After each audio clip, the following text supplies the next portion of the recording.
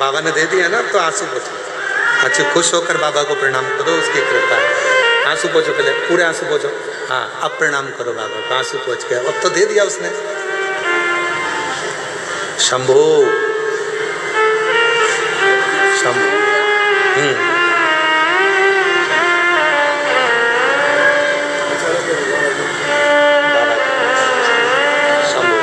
ले बेटा,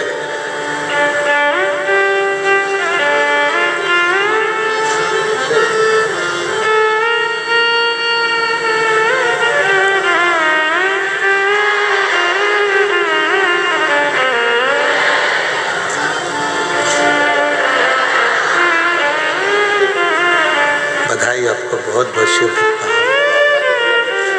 नहीं, हमारा नहीं, बाबा को। बाबा को साधुवाद दो, बधाई उसको दो। और खाली ना जाता कोई दर से तुम्हारे, खाली ना जाता कोई दर से तुम्हारे।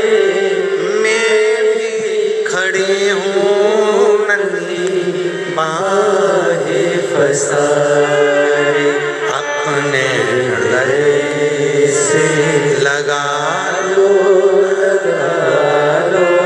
गिरी जा रही हो, उठा लो, भोले अपने दर से अब तो न टालो, गिरा जा रहा हो, उठा लो। मेरी जीजियों, मेरे जीजाओं, मेरी बेटियों, बेटाओं, मेरे बुजुर्ग माता पिता, याद रखना, तुम्हारे क्षेत्र में कभी भी सूचना मिले कि कुबेर भंडारी के दरवाजे से कुबेरेश्वर धाम से चलकर ये शिव महापुराण की कथा तुम्हारे नजदीक में पहुंची है, 7 दिन नहीं, 1 दिन 2 दिन समय निकालकर उसके पंडाल में रहकर, झोली पसार कर, उसकी मिट्टी को मस्तक चढ़ाकर दिल से कहकर देखना, 3 महीने में मेरा बाबा तुम्हारी झोली जरूर भरेगा। ये निश्चित है, संबंध है उसका।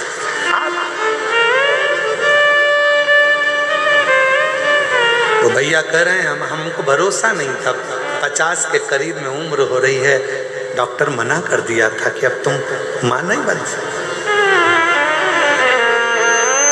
और आप मेरी जीजियां यहाँ बैठी हैं, ईमानदारी से बोलना, क्या 50 साल की उम्र में संतान का योग बनना सरल हो सकता है? तुम अपने मन पर हाथ लगाकर विचार कर सोचना, क्या हो सकता है? पर विधि के विधान को भी जो पलट दे, देवताओं का काम है भाग्य लिखना, और भाग्य को पलटने का काम है देवाधिदेव महादेव का। वो पलट कर रहे हैं, पलट कर रहे हैं। जब वो कृपा करता है तो दुनिया देखती है।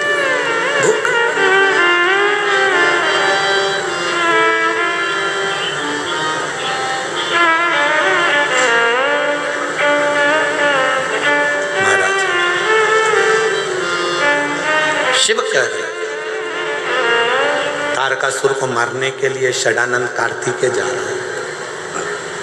पार्वती जी ने शिव जी के पास कार्तिकेय जी को भेज दिया, जाओ भगवान देवाधिदेव महादेव की आज्ञा लो तारकासुर को मारने के। यदि तारकासुर को मारना है तो पहले शिव की आज्ञा। शंकर का कोई भक्त है, उस पर इल्जाम लगाना सरल है, गाली देना सरल है, उसको अपशब्द कहना सरल है, उसकी निंदा करना सरल है, उसकी बुराई करना सरल है। पर याद रखना, शिव भक्त की तुम निंदा कर सकते हो, बुराई कर सकते हो, उसके लिए गलत गलत बोल सकते हो, पर वो शिव भक्त पलट कर जवाब नहीं देगा। उसका जवाब एक दिन ऐसा समय का चक्र घूमेगा कि वो महाकाल पछिट पछिट कर जवाब निकालवाएगा कि तूने क्या बोला और कैसे। इस शरीर की हाथ की उंगलियां भी काम नहीं करेंगी, नेत्र काम नहीं करेगा, जिह्वा काम नहीं करेगी, श्रवण शक्ति काम नहीं करेगी, पांव काम नहीं करेगी। बहुत किसी से मत डरो,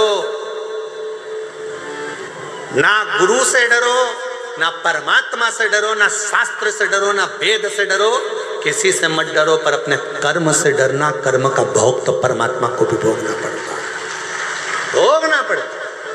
कर्म से डरना मत, ऐसा कर्म कर जाना कि जिंदगी में तुम भी रो और तुम्हारी औलादें भी जीवन पर्यंत रोती रहे, रोती। कुछ अच्छा कर, मत बुरे कर्म कर बंदे वरना पछताए, भगवान की आंखों से तू बच नहीं पाएगा, तू बच नहीं पाएगा। अरे ओ अज्ञानी मत करना, अरे ओ अज्ञानी मत करना। दुनिया में 3 उपहार सर्वश्रेष्ठ है। 3 उपहार दुनिया में सर्वश्रेष्ठ है। पहला जो भगवान ने आपको दिया, आपके चेहरे की प्रसन्नता। किसी को कुछ नहीं दे सकते और तुम्हारे पास देने के लिए कुछ भी नहीं है, तो अपने चेहरे की थोड़ी सी स्माइल, थोड़ी सी प्रसन्नता दे दीजिए। चेहरा खुश दिखेगा तो सामने वाले को अपने आप उपहार मिल गया, समझ लेना, सब कुछ मिल गया। 3 उपहार हैं जो दुनिया वाले को परमात्मा ने दिए हैं। पहले नंबर का आपके चेहरे की प्रसन्नता, वो केवल मनुष्य को दिए। मुस्कुरा लो, हंस लो। हमने पहले भी कथा में कहा था, हंस लो इन दांतों से खिल खिला के, नहीं तो एक दिन गिर जाएंगे हिल हिला के।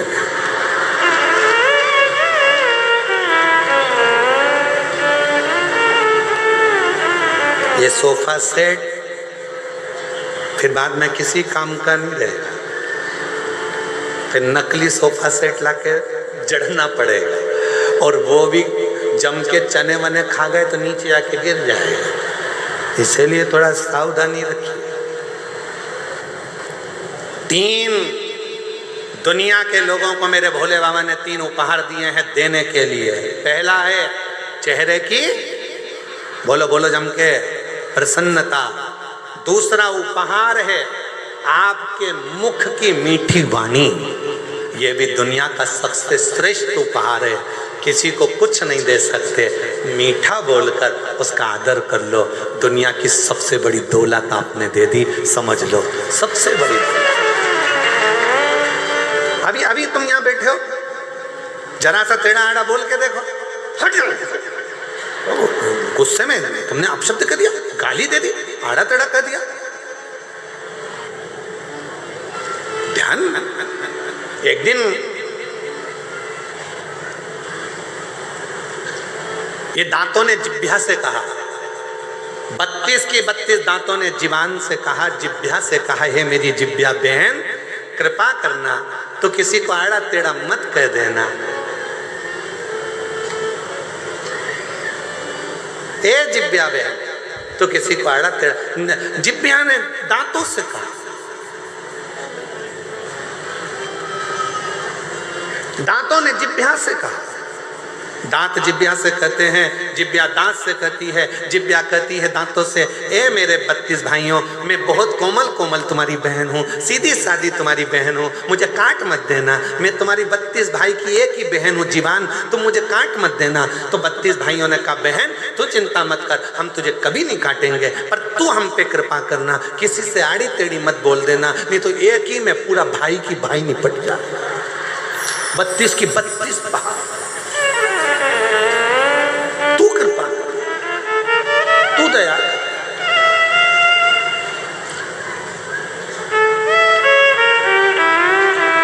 उपहार दिया है मेरे भोलेनाथ ने आपको, मनुष्य को, दुनिया को देने के लिए पहला उपहार दिया क्या? चेहरे की प्रसन्नता। हंस लो इन दांतों से खिल खिला के, नहीं तो बाद में निकलेंगे हिल हिला के। बहुत बुरी हालत। और दूसरे नंबर पर उपहार दिया है मेरे भोले मामा ने आपको मीठी वाणी। जितना प्रेम से बोल सकते हो, किसी को धन नहीं दे सकते, दौलत नहीं दे सकते, अच्छे से व्यवहार कुछ नहीं दे सकते, तो अपनी मीठी वाणी से बस उसको प्रेम से बोल लो, वो भी उपहार है। और महाराज तीसरे नंबर का उपहार भगवान भोलेनाथ ने जो दुनिया को दिया है वो है सम्मान करना, आदर करना, सत्कार करना। कुछ मत करो, किसी को कुछ नहीं दे सकते तो आदर दे दो। आओ भैया जी बैठो, भाभी जी कैसे हैं, भैया ठीक हैं, काका जी ठीक हैं, काकी जी ठीक हैं। ये आदर के शब्द एक दूसरे को देना प्रारंभ कर दो। सुबह से उठो, सास से कितना भी झगड़ा हो तो भी उससे प्रेम से आदर पूर्वक बात करो।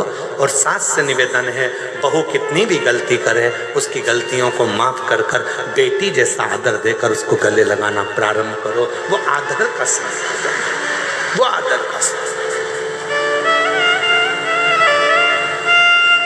ये तीन उपहार हैं जो मेरे भोले बाबा ने दुनिया के लोगों को दिए। पहले नंबर पर है मुस्कुराहट चेहरे की, दूसरे नंबर पर मीठी वाणी आपके मुख की, और तीसरे नंबर पर है आदर के शब्द, आदर के वचन, आदर के संबोधन। कोई भी आपके आए आप उसको आदर दीजिए, सम्मान दीजिए, कुछ मत दीजिए, आदर तो दो।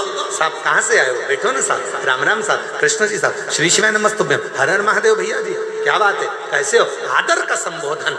घर में आए हुए ना जाने कौन सा पुण्य करा होगा जो तुम्हारे यहाँ कोई आ रहा है, अगर पुण्य भी नहीं होता तो कोई किसी के यहाँ जाता भी नहीं। कौन सा पुण्य करा।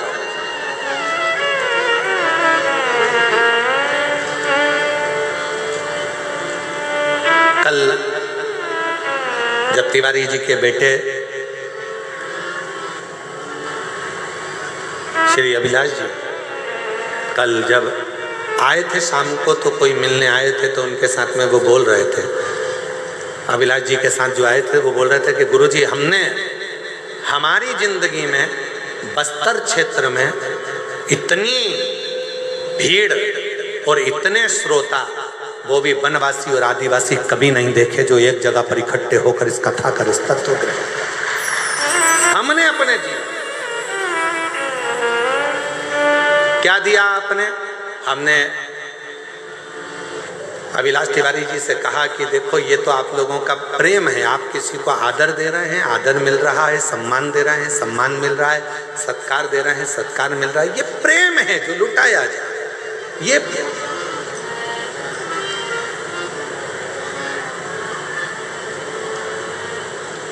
रामचरितमानस रामायण किस किसने देखी है, किस किसने सुनी है, किस किसने पढ़ी है? हाथ उठाओ जरा।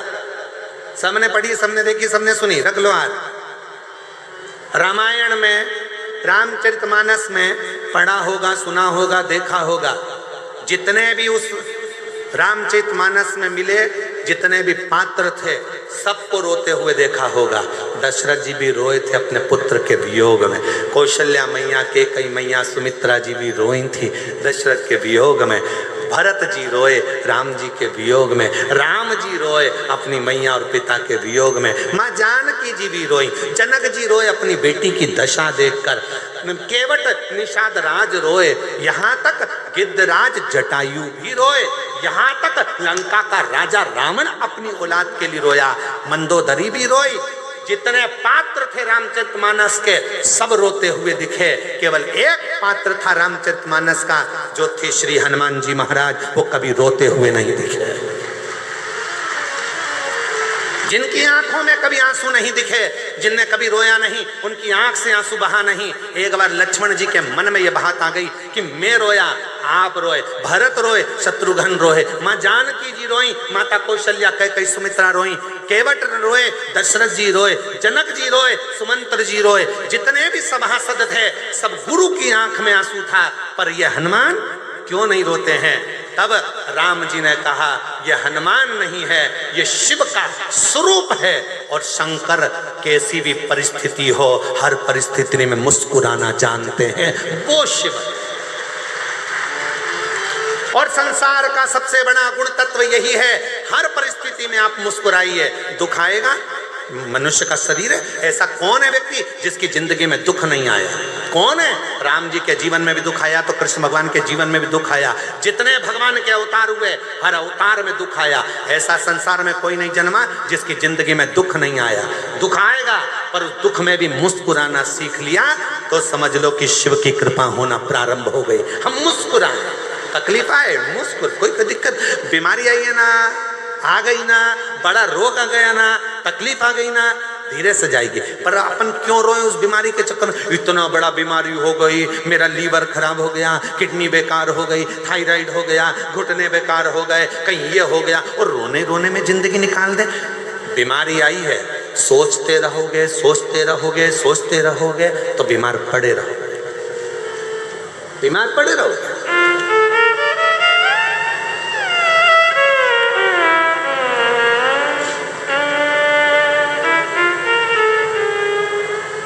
एक बात हम आपको कभी नहीं बोले, आज हम बोलना चाहेंगे।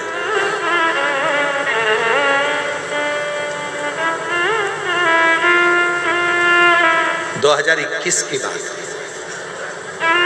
एक लड़की हरियाणा की एक बेटी अपनी मम्मी को लेकर पापा के साथ आई। मम्मी पापा दोनों थे। उस बेटी ने कहा, गुरुजी 2021 का चरित्र, हम बाबा के धाम पर थे, कुबरेश्वर धाम पर। मेरी मम्मी को कैंसर हो गया और डॉक्टर ने लास्ट स्टेज का बोला। हमने कहा मम्मी को मालूम पड़ गया? हाँ, बहुत रोती है, बहुत। ठीक है, ऑपरेशन का बोला है क्या? नहीं, इनकी उम्र हो चुकी है बहुत, तो अब ऑपरेशन का डॉक्टर मना कर दिया। गठान भी बड़ी है, कैंसर भी है। ठीक है, कितना समय का डॉक्टर बोला? है 6 महीना ये जी जाए तो जी जाए। ठीक है, अब वो माँ कैंसर कैंसर कैंसर कैंसर। हमने कहा अब तुम्हारी मम्मी को लेकर आओ, अपन उनसे मिलते हैं। हम कुर्सी लगाए बैठे हुए थे, धूप सेक रहे थे। उसकी माँ आई, प्रणाम किया, बाबा डॉक्टर 4th स्टेज का कैंसर बोला। हमने कहा ये कंकर शंकर की तुमने पूजन करी है कुबरेश्वर धाम पर? हाँ बाबा। एक कंकर लेकर जा रही हो? हाँ बाबा। रुद्राक्ष ले जा रही हो? हाँ बाबा। बस कंकर उठाया है? हाँ बाबा। तो हमने कहा जब कंकर उठा लिया, लेकर जा रही हो, तो निश्चित है यहाँ का कंकर वही उठाता है जिसकी बीमारी को भगवान को दूर करना होता है। तुमने अगर उठाया है, आज विश्वास के साथ जाना कि तेरे शरीर में कैंसर नहीं है, वो तो शरीर में गांठ हो गई है, उसका इलाज चल रहा है, धीरे धीरे वो भी ठीक हो जाएगी। शिवजी पे चढ़ा पानी पीऊंगी रुद्राक्ष का, कैंसर मुक्त हो जाऊंगी। आप मानेंगे नहीं, 1 साल के बाद वो फिर मिलने आई 2022 में, और उसकी माँ कहती है ये मेरी रिपोर्ट फाइल सामने है, मेरे शरीर में कोई कैंसर नहीं है। अच्छा सोचो, अच्छा। और उसका एक प्रमाण यहाँ पर भी आया है, एक पत्र में यहाँ पर भी प्रमाण है। महाराज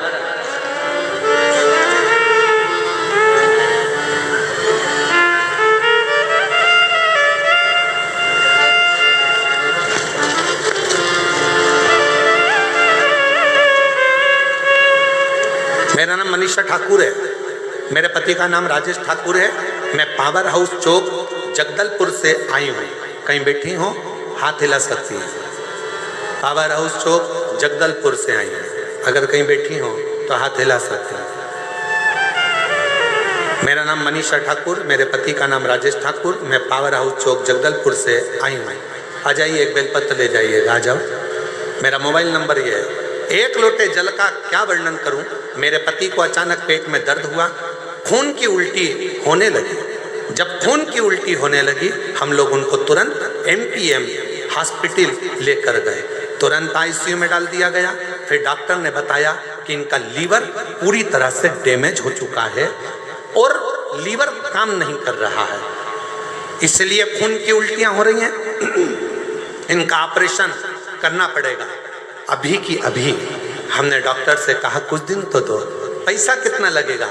50 लाख के करीब में इसका खर्चा है, पूरा मिलाकर 50 लाख रुपए लग सकते हैं। इतना मिलाकर 15 दिन का टाइम मांग लिया। डॉक्टर साहब 15 दिन दे दीजिए। 15 दिन का टाइम दिया, हम वापस आएंगे, आप दवाई दे दीजिए, कुछ इलाज कर दीजिए। लीवर पूरा डैमेज हो चुका है, काम बिल्कुल नहीं कर रहा है, जल्दी से जल्दी करना पड़ेगा।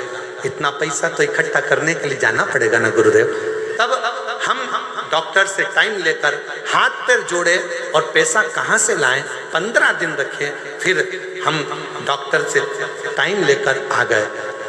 15 दिन तक हॉस्पिटल में रखा, इलाज चलता रहा, पर लीवर काम नहीं कर रहा। फिर हमने छुट्टी मांगी, लेकर आए।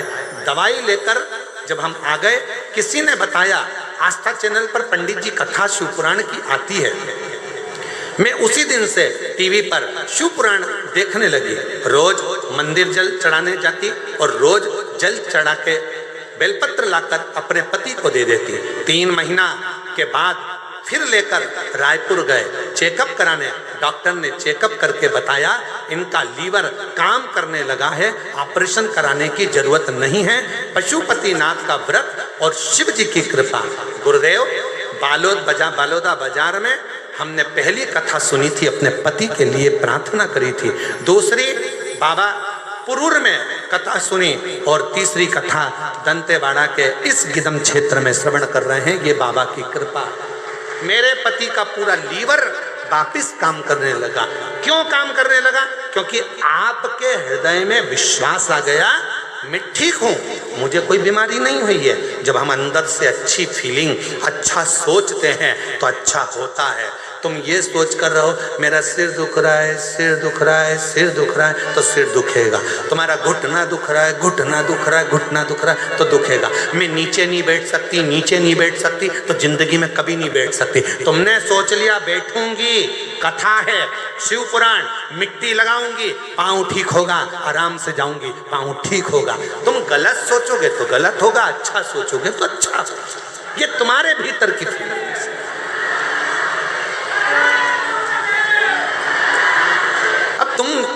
तुम जो सोचो, तुम अच्छा सोचिए। कोई बीमारी आ गई है, जाएगी। अब तुम बीमारी, मेरे को तो नींद ही नहीं आती, तो नींद कभी नहीं आएगी। और तुमने सोच लिया, शिव महापुराण की कथा में मैंने सुना है, हाथ में 5 बार जल डालना है, शिव जी की 5 लड़कियों का नाम लेना है। जया, विषहरा, शामरीवारी, दौतली, देव। शिव जी की 5 लड़कियों का नाम लेकर पानी पी के सोऊंगी तो नींद आएगी। और जैसे ही मोबाइल रखा, पानी पिया, जो सोई, ऐसी घुर्राटे भरी, ऐसी घुर्राटे भरी, पूछो क्यों? अंदर की फीलिंग अच्छी होगी, अंदर का भाव अच्छा हो। हम अपने आप से बीमार हैं। आधे से ज्यादा व्यक्ति तो अपने आप से बीमार है। जब तक उसके 500 रुपए हॉस्पिटल में नहीं लग जाए तब तक वो ठीक ही नहीं होती है। आधे से ज्यादा अपने आप से बीमार है।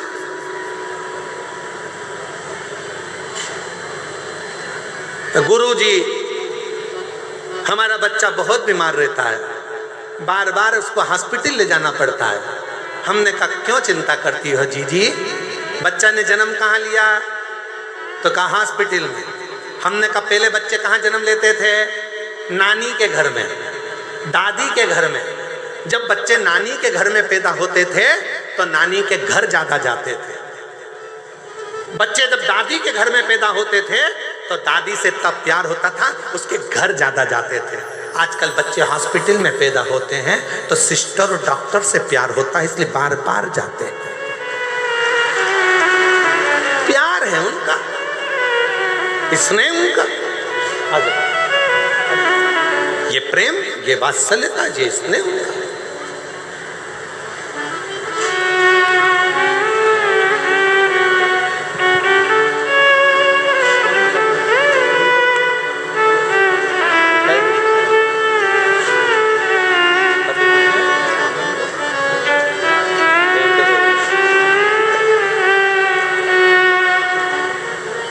पति के लीवर काम नहीं कर रहा था, शिव की कृपा से, बाबा की कृपा से विश्वास जागृत हुआ।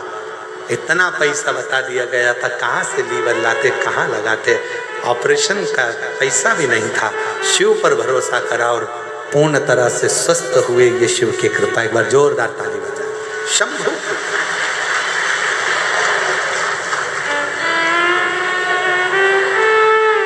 बड़ी दूर किनारा कश्ती भी पुरानी है, भोले बाबा सुन भी लो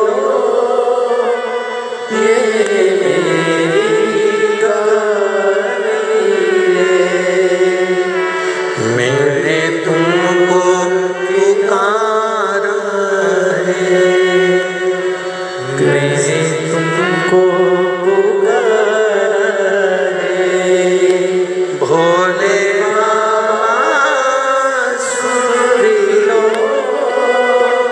ये मेरी कहानी, बड़ी दूर किनारा है। जीवन है बड़ा विचित्र,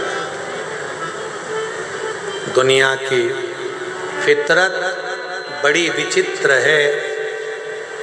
जीते जी आग लगाने वाले भी अपने होते हैं और मरने के बाद आग लगाने वाले भी अपने होते हैं, कोई दूसरा आग नहीं लगाता।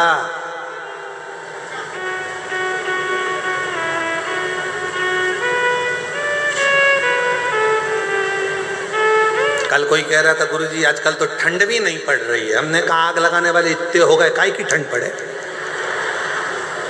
दिन भर तो आग लगा रहे हैं, यहाँ से जाके माँ आग लगा देंगे, वहाँ से जाके माँ आग लगा देंगे, कोई बहू में आग लगाए, कोई सास में आग लगाए, कोई बहन बहन में आग लगाए, कोई भाई बहन में आग लगाए, कोई ऊंचे पद पर कौन बढ़ रहा है तो फिर आग लगाना चालू कर दी। इतने आग लगाने वाले बढ़ गए कि ठंडी चली गई, ठंड को भी टेंशन हो गया, क्या करेंगे, इतने तो आग लगा रहे हैं। तो अपन तो अपने गाँव चलो, अब तो ठंड भी नहीं है बस्तर में, वो भी सोच रही है चलो दादा, ये रोज एक दूसरे के कान में जाके आग ही लगाते हैं दिन भर। ठंड को भी डिप्रेशन हो गया, वो भी रुक रुक के आती है, कभी कभी एक दो दिन के लिए आती है फिर चली जाती है, क्योंकि देखती है आग लगाने वाले कम हुए हो तो लगा जाऊं ठंड, उसको भी चिंता।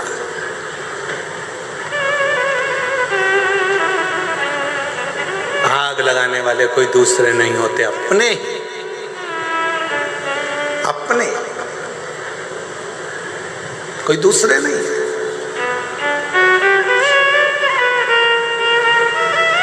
भारत की भूमि पे ही जन्म लेते हैं, भारत माँ की गोद में ही बड़े होते हैं, भारत माँ की रोटी ही खाते हैं और मालूम पड़े भारत माँ का ही विरोध कर देते हैं। ऐसे ऐसे दुनिया में लोग बैठे पड़े हैं, ऐसे लोग।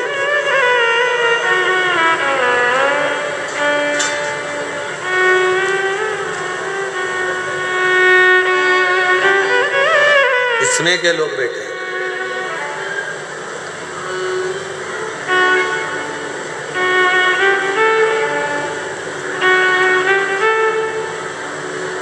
महाराज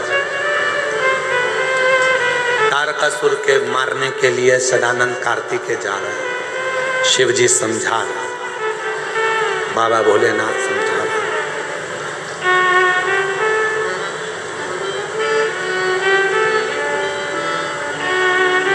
कितना सुंदर कहा है, जिस भूमि का खा रहे हो,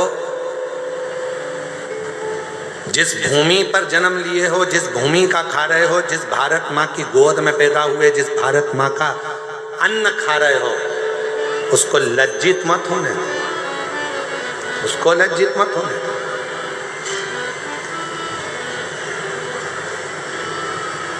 वो लज्जित ना हो।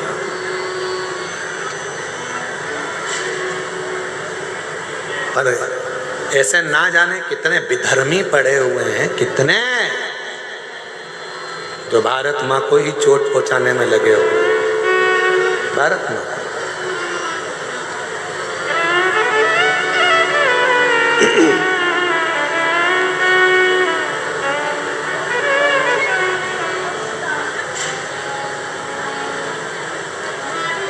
महाराज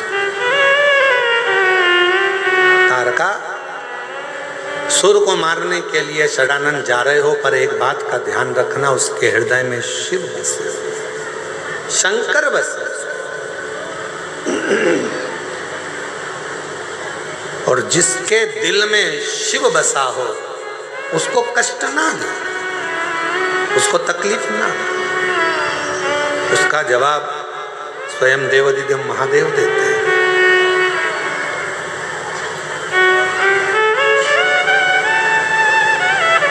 स्वयं भगवान देवाधिदेव महादेव ने माता पार्वती जी से एक बात कही है, पार्वती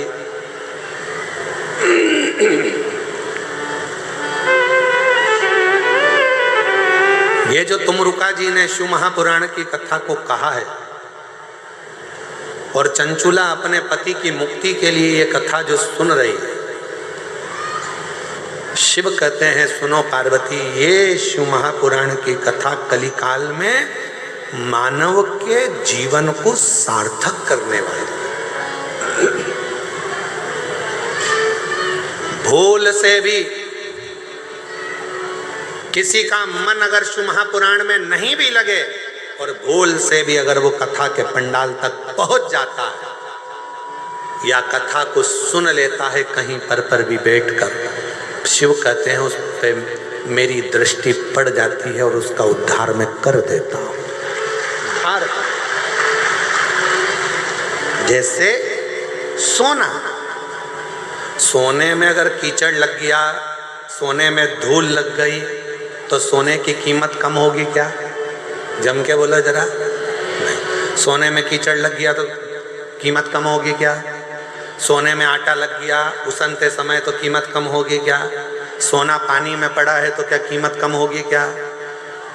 सोने की कीमत उतनी की उतनी ही रहेगी जितनी उसकी है, चाहे वो कीचड़ में हो, चाहे मिट्टी में हो, पानी में हो, चाहे कहीं पर भी हो। उसी तरह शिव महापुराण की कथा चाहे तुम्हारा दिल लगे चाहे ना लगे, अगर तुम शिव पुराण की कथा में पहुंच गए हो, समझ लेना शिव की दृष्टि तुम्हारे पर पड़ना प्रारंभ हो गई और तुम कीमत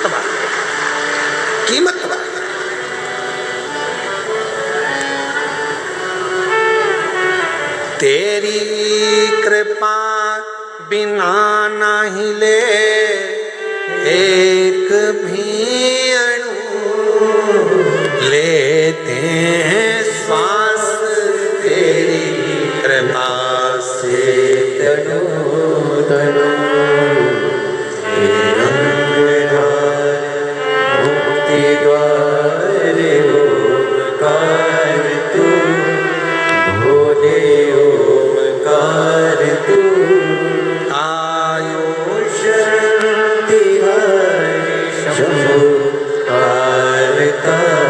कथा अपना असर दिखाती है, पुराण अपना असर दिखाती है। आप भले गए हो, नहीं ध्यान गया, मन नहीं गया, फिर भी कथा में जाकर बैठे हो तो कथा एक ना एक दिन आपका असर जरूर दिखाएगी। एक बहुत अच्छा चरित्र है, सुंदर सा व्याख्यान है। एक पिताजी, एक चोर बड़ा विद्वान था, बहुत विद्वान चोर था और बड़ा प्रखर चोर, बहुत प्रबल चोर। उसका एक लड़का था और चोर भी बड़ा दमदार चोर था, क्वालिटीवान चोर। और उसका एक लड़का था, लड़का चोरी करना नहीं जानता था, तो पिताजी ने लड़के को चोरी करना सिखाया, उसको भी अच्छा क्वालिटीवान चोट्टा बनाया।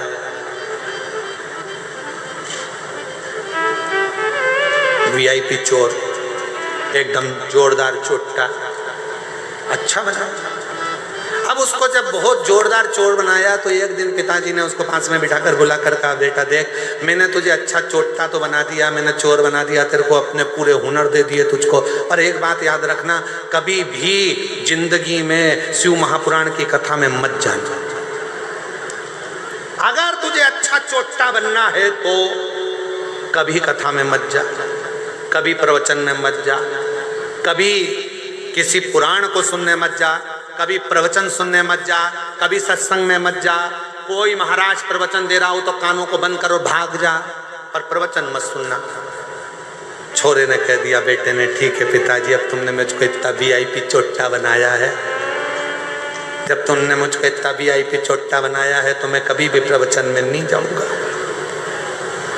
प्रवचन में नहीं जाता। एक बार उसने विचार करा कि राजा के महल में आज चोरी करना, जा ही रहा था, इतने में रास्ते में बहुत सारी भीड़ हो रही थी, खड़ा हो गया। क्या हुआ किसी ने नहीं बताया, प्रवचन चल रहा था, उसके कानों में शब्द पहुंच गए कि मनुष्य की देह मिली है और जिंदगी अगर अच्छी जीना है तो सत्य बोलना चालू करो, और जिसका खाया है उसको धोखा मत दो, और उसके साथ में कभी गलत मत करो। बस ये दो चीज उसके कानों में पड़ी, उसने कान बंद करा, भाग गया। भगते भगते सीधे पहुंच गए राजा के महल में, चोरी करने के लिए जा रहा था। उसने मन में सोचा, पिताजी के अनुसार तो मैं अच्छा चोट्टा बन गया, पर महाराज प्रवचन दे रहा था इतना बड़ा, एक बार उसकी भी सुन के देखते हैं जरा। और जैसे ही दरवाजे पर पहुंचा, आज कहा महाराज की वचन याद करके जाता हूँ, देखता हूँ कैसे होता है। तो अंदर गया, दरवाजे के द्वारपालों ने रोक दिया, कौन हो तुम? उसने मन में सोचा कि वो महाराज जी बोल रहा था हमेशा सत्य बोलो, उसने भी कह दिया। जैसे द्वारपालों ने रोका, कौन हो तुम? चोर हूं। क्या करने जा रहे हो? चोरी। दरवाजे पे खड़े हुए द्वारपालों को लगा यहाँ काम करता होगा, बेचारे को अपन ने रोक दिया, उसके हृदय में हाथ हो गई, इसलिए चिल्ला के दौड़ रहा है, अपने आप को चोर कह रहा है, चोरी करने। जा अंदर जा, जा चले जा, जा, जा। वो अंदर चले गया। उसने मन में सोचा, मैंने बोला मैं चोट्टा हूं, मैं कह रहा हूं कि चोरी कर रहा हूं, तो भी मुझे अंदर जाने दिया। अंदर पहुंच गया। अंदर जाके उसने बहुत सारा धन देखा, झोले में भर लिया, थैले में भरा, बैग में भरा, चला। भूख लगी, इसने सोचा पास में रसोई घर है, जरा देख लूं। रसोई घर में गया, अच्छा अच्छा खाने को मिल गया, खा गया। खाने के बाद झोला उठाने वाला था, इतनी देर में याद आया कि वो महाराज प्रवचन में कह रहा था, जिसका खाओ उसको धोखा मत दो, जिसका खाओ उसके साथ कभी गलत मत करो। और मैं तो गलत नहीं करूंगा, आज तो मैं रख के ही जाऊंगा। भरा हुआ सोने का झोला वहीं रख दिया, जाने लगा। जैसे दरवाजे पर पहुंचा तो द्वारपालों ने रोक लिया, क्यों रे चोटे, तू तो चोरी करने गया था, माल नहीं लाया? कहने लगा, नहीं, हम जिसके घर का खाए हैं उसका घर का बजाए, हम चोरी कर तो लिए थे पर हम उसके घर का खा लिए, इसलिए हम उसके साथ धोखा नहीं कर सकते। इतनी देर में रसोई घर में कोई गया, भरा हुआ झोला देखा, चिल्ला दिया, चोर आया है, चोर आया है, चोर आया है। इसको पकड़ लिया। पकड़ने के बाद राजा के सामने ले जाकर खड़ा कर दिया। महाराज, इसने चोरी करी है। महाराज ने पूछा, आपने चोरी करी है? हाँ महाराज। कहाँ से आए? सामने वाले गेट से। द्वारपालों ने नहीं रोका, पूछा था तुम कौन हो? हमने कहा चोर। अंदर आने दिया। हाँ। तुमने कहा था चोरी करने आए हो? हाँ, हम बोले थे हम चोरी करने आए। अच्छा, तो तुम ये बैग भरकर पैसा ले जा रहे थे, सोना चांदी ले जा रहे थे, लेके क्यों नहीं गए? क्योंकि हमने गुरुजी के मुख से सुना था कि सच बोलना, तो हमने दरवाजे पर सच बोला। और गुरुजी के मुख से सुना था, जिसका खाओ उसको धोखा मत दो और उसका बुरा मत करो। हमने माल तो भर लिया था ले जाने के लिए, पर तुम, हमको भूख लग रही थी, तुम्हारे घर का हम खा गए, इसलिए हम तुम्हारा सामान लेकर नहीं गए। राजा को बड़ा आनंद आया। राजा ने मन में सोचा, ऐसा व्यक्ति सच बोलने वाला दुनिया में नहीं मिलेगा। राजा ने कहा, आज से तुम हमारे मुनीम, मंत्री, पूरा खजाना तुम्हारे हाथ में, तुम नौकरी हमारे यहाँ करो, ये नौकरी तुम हमारे यहाँ करो। राजा ने उसको नौकरी पर रख लिया। 15 दिन तक वो आया नहीं घर पर। पिताजी को चिंता लग गई, मेरा चोटा बेटा कहाँ चले गया। एक दिन अच्छे कपड़े पहनकर, पगड़ी मगड़ी बांधकर, जोरदार सोने की माला पहनकर, पाँव में जूते मोजे पहनकर गया अपने पिताजी के पास। पिताजी ने देखा, बेटा इतनी लंबी चोरी किसके यहाँ कर आया। बेटा कहता है, पिताजी चोरी नहीं करी है, एक महाराज का प्रवचन सुन लिया था, सत्य बोलो, जिसका खाओ उसको धोखा मत दो, उसका कभी गलत मत करो। बस वो सुनकर मैं चोरी करने गया, ऐसा ऐसा हुआ, राजा को मालूम पड़ा, उसने मुझे नौकरी पर रख लिया। पिताजी जितनी चोरी करता था, जूते खाता था, उससे अच्छी इज्जत की नौकरी आज राजा ने मुझे दे दी। करोड़ों का धन मेरे हाथ के नीचे है पिताजी। केवल थोड़ी सी देर की शिव पुराण की कथा सुन ली थी, जिससे आज मैं राजा का मुनीम बन गया। यदि पूरी कथा सुन लेता तो शायद राजा ही बनकर बैठ जाता। ये कथा, ये प्रसंग अच्छा, श्रेष्ठ शिव की कृपा से ये कथा कहीं ना कहीं काम आएगी, कहीं ना कहीं मिलेगी, कहीं ना कहीं प्राप्त होगी। और दंतेवाड़ा की मां दंतेवाड़ा की दंतेश्वरी माई, हम पे कृपा करो मेरी माई, हम पे दया करो मेरी माई। बोलो बोलो बोलो, सब बोलो, दंतेवाड़ा की दंतेश्वरी माई, दंतेवाड़ा की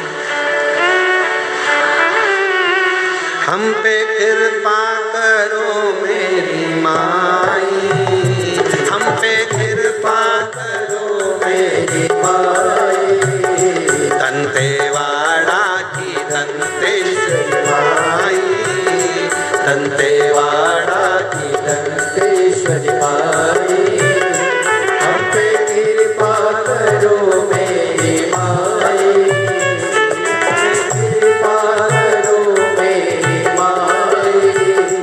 तेरे दर पे है झोली फैलाई, तेरे दर पे है झोली फैलाई, तेरे दर पे है झोली फैलाई, तेरे दर पे है झोली फैलाई।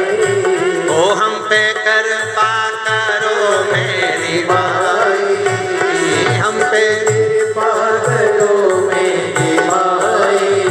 दोनों हाथों से बड़े प्रेम से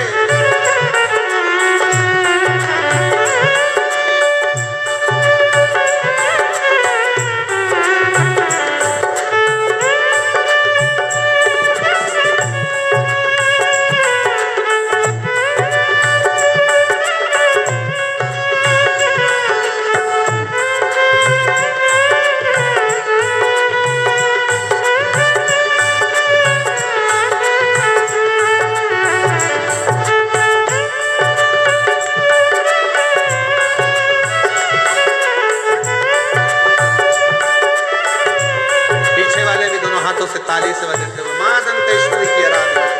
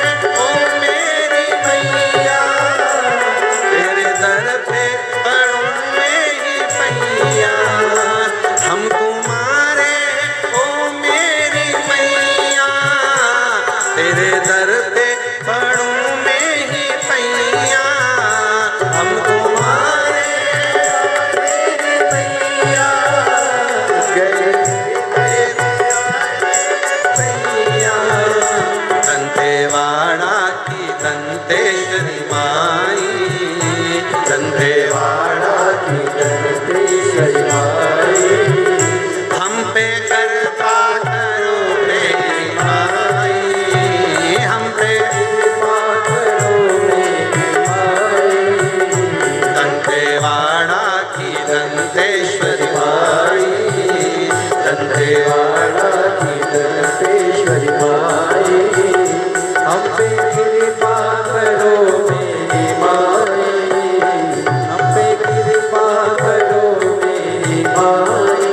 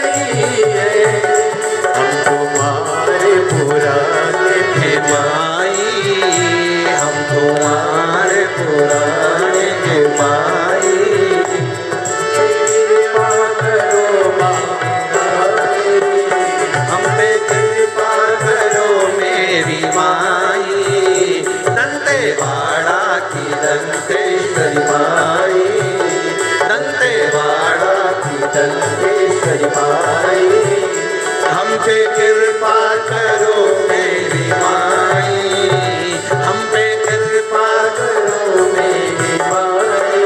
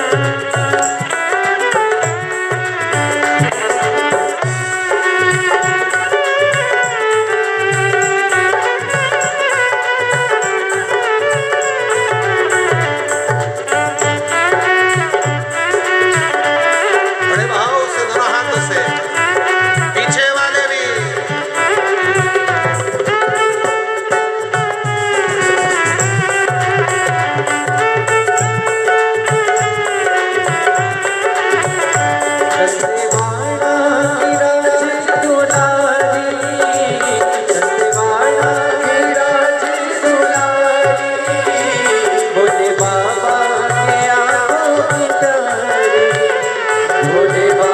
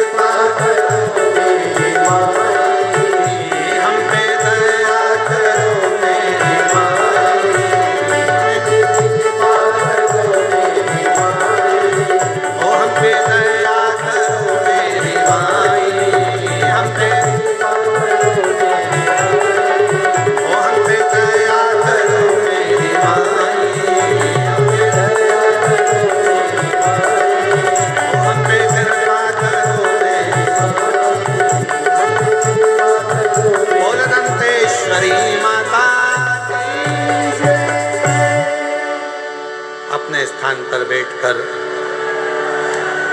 भगवान देवाधिदेव महादेव से अपने मन का भाव कहिए, हृदय से प्रार्थना करिए, विनय करिए, निवेदन करिए भाव से।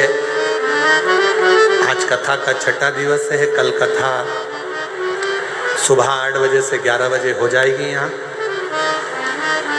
फिर 17 तारीख से 21 तारीख तक नकपुरा पंचायत, जिला दुर्ग, छत्तीसगढ़ में ही 5 दिन की कथा रहेगी। फिर 24 से 28 तारीख तक मीरा भयंदर में, मुंबई में शिव महापुराण की कथा पौधार स्कूल के पास JP infra complex, Hatkesh, Mira road, east Mumbai में शिव महापुराण की कथा रहेगी, जिसका लाभ लेंगे और अपने जीवन को सार्थक बनाएंगे। जनवरी में कथा 4 जनवरी से 10 जनवरी सूरत गुजरात, 16 से 22 जनवरी बड़ौदा गुजरात, 5 से 9 फरवरी नांदेड़ 5 दिवसीय महाराष्ट्र में शिव महापुराण की कथा, 11, 12, 13 3 दिवसीय शिव पुराण की कथा डबरा मध्य प्रदेश में, और 14 से 20 फरवरी रुद्राक्ष महोत्सव सीहो। बाबा को अपने मन का भाव कहिए, साथ में बोलिएगा। आज कथा का छठा दिवस है। दिल से प्रार्थना करिए, विनय करिए, निवेदन करिए। साथ में सब बोलें, बाबा से प्रार्थना करिए।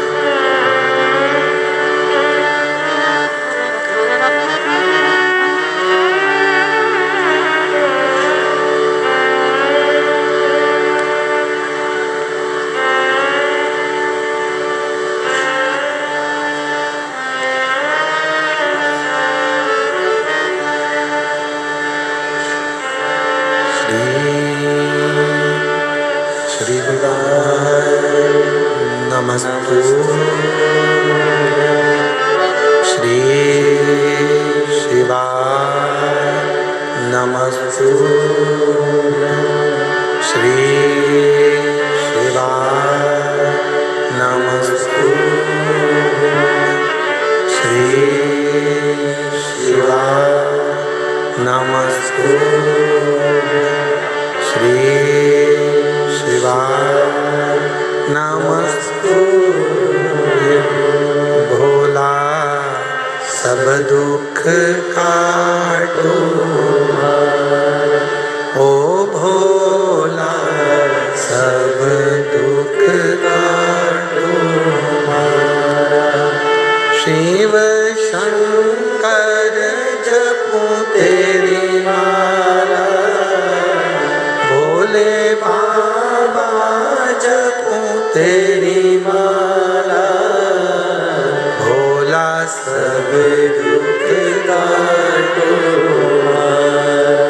ओ भोला सब दुख काटो। वेश मंगल मंगलकारी, वेश मंगल मंगलकारी, शमशान वासी हमारा, शमशान वासी हमारा।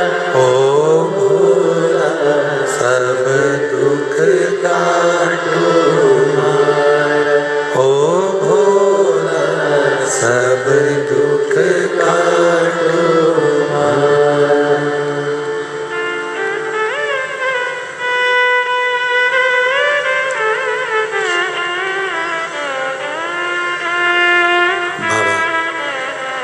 देवाधिदेव महादेव की पवित्र कथा कह रहे हैं। शिव महापुराण की कथा वर्णन करती है।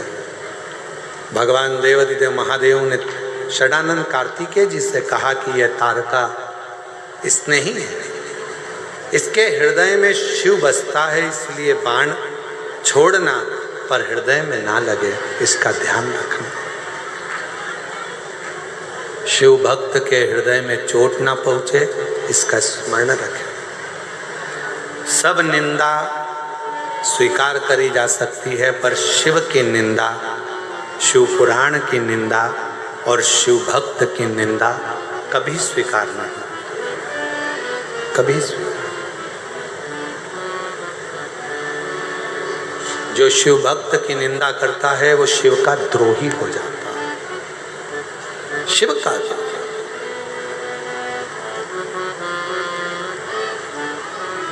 तारकासुर के प्राणों को भगवान सदानंद कार्तिकेय जी ने हर लिया, और जो तारकासुर के प्राण छूटे तो उसके चेहरे पर रुदन नहीं था, आंखों में आंसू नहीं था,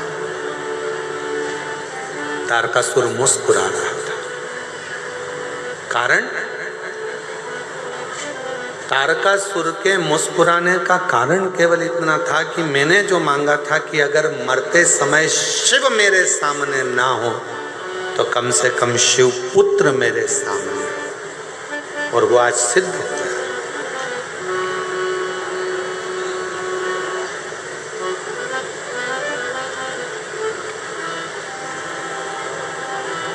भगवान से अपन मांगते क्या है?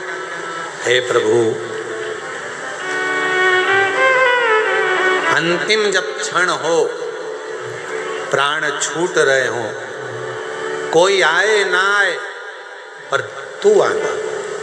अंत समय प्रभु आना पड़ेगा, वचन दिया तो निभाना पड़ेगा। आए ना आए प्रभु कुटुंब कबीरा, अंत समय प्रभु आना पड़ेगा, वचन दिया तो निभाना पड़ेगा। अंत समय प्रभु आना पड़ेगा। कोई आए ना आए, कोई निभाए ना निभाए, पर अंत समय में मेरा शिव जरूर आए, शंकर जरूर, उसका इंतजार करिए, प्रतीक्षा करिए।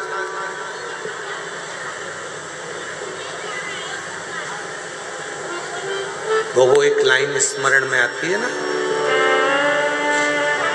जब कोई नहीं आता भोलेनाथ आता है, जब कोई नहीं आता भोलेनाथ आता है, मेरे दुख के दिनों में वो बड़ा काम आता है। कोई नहीं आएगा, प्राण छूटेंगे, मरोगे, अंतिम समय होगा, सारे घर के लोग कंधे पर उठाकर ले जाकर शमशान में छोड़ जाएंगे। शमशान में कौन रहता है? शिव। सबको मालूम है अब हमारी जरूरत नहीं है, इसको यहाँ छोड़ दो। अब कौन देखेगा? बोलो जम के, देव अधिदेव महादेव। परिवार वाले शमशान में छोड़ देंगे, आग लगाएंगे, चले जाएंगे। सबको मालूम है शमशान में शिव बसता है, वो देखेगा, वो ध्यान रखेगा। अपने को देखने की, ध्यान रखने की अब जरूरत नहीं है। जिंदा था अपन ने देखा, अपन साथ, अब वो साथ।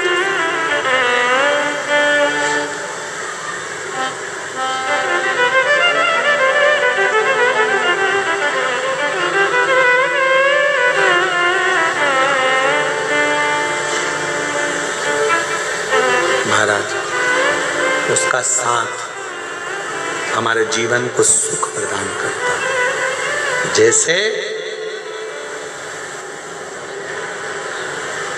आदिवासी वनवासी क्षेत्र के जो लोग होते हैं, मेरे बहन भाई, मेरी जीजी, मेरे जीजा, मेरी बेटियां, बेटा, मेरी माताएं, मेरे भाई बंधु, मेरे बुजुर्ग माता पिता, भगवान ने आपको अपनी जमीन दी है, भगवान ने आपको एक अलग से ऊर्जा दी है, तो अपना स्वयं का कार्य करें, स्वयं का कार्य। वो कहते हैं आत्मनिर्भर भारत। स्वयं अपने अंदर वो ऊर्जा उत्पन्न करिए, अपने अंदर वो बल उत्पन्न करिए कि अपना कार्य अपन करें और अपने कार्य को इतना बढ़ाएं कि वो जनमानस तक पहुंचे। स्वयं महाराज, और वो स्वयं के लिए बहुत समय आया। तारकासुर के प्राण जब चले गए, भगवान ईश्वरानंद कार्तिकेय जी का जय घोष हुआ। माँ जगत जननी जगदम्बा अम्बा पार्वती जी निवेदन करती हैं भगवान देवाधिदेव महादेव से, घर में बेटे हैं, विवाह करना है, उनकी शादी होना है, पर कोई कन्या नहीं दिखती। निवेदन किया, देव ऋषि नारद को बुलाया, मेरे बेटे गणेश जी का विवाह करना, कोई अच्छी कन्या देखिए।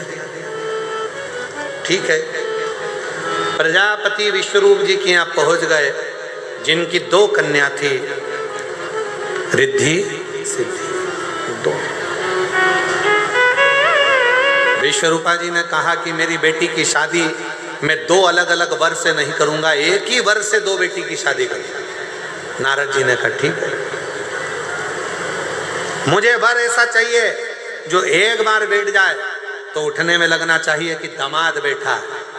नारद जी ने कहा बिल्कुल ऐसा ही है, गणेश जी एक बार बैठ जाते हैं तो उठते ही नहीं है 10 दिन तक। फिर कहा वर ऐसा चाहिए, ऐसी लंबी नाक हो, मेरी बेटी अंदर भोजन बनाए और उसका वर सूंघ कर अंदर आ जाए। नारद जी बोले नाक की तो पूछो ही मत ही, लंबी नाक का ही है। फिर कहा मेरी बेटी बहुत धीमे बोलती है, दूल्हा ऐसा होना चाहिए जिसके कान ऐसे हों, वो सुनने दूर से भी सुन ले। तो कहा कान की भी मत पूछो, ये बड़े बड़े हैं के हैं। हाँ, आखिर लड़का कौन है, नारद जी से पूछा। तब कहा देव ऋषि नारद जी ने, शिव जी के जो पुत्र हैं श्री गणेश जी महाराज, उनके लिए आपकी बेटी रिद्धि सिद्धि का विवाह कर दीजिए। सुंदर आनंद हुआ, मंगलमय बारात चलने लगी और गणेश जी का मंगलमय विवाह होने जा रहा है। रिद्धि सिद्धि के साथ गणेश जी पधार रहे हैं, जोरदार ताली बजाएं भगवान श्री गणेश जी महाराज के लिए। रिद्धि सिद्धि आई हैं, रिद्धि सिद्धि भगवान श्री गणेश जी महाराज के गले में जयमाला पहना रही हैं, जोरदार ताली बजाइए। अब गणेश जी महाराज ने रिद्धि सिद्धि के गले में जयमाला पहनाई है। रिद्धि सिद्धि ने वही माला निकाल कर वापस श्री गणेश जी महाराज को पहनाई है। गणेश जी महाराज ने रिद्धि सिद्धि के कंधों पर अपना हस्त कमल दिया है, देवताओं ने पुष्प वृष्टि करी है। बड़े आनंद के साथ आज कथा का 6वां दिवस यहाँ विराम ले रहा है। कल कथा का 7वां दिवस विराम दिवस रहेगा। सुबह